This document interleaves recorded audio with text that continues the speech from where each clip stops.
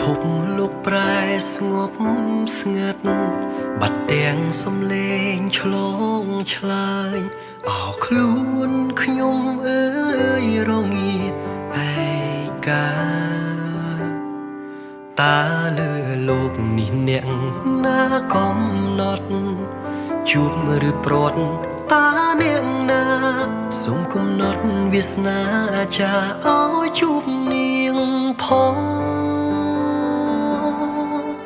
ភាពឯកាចូលម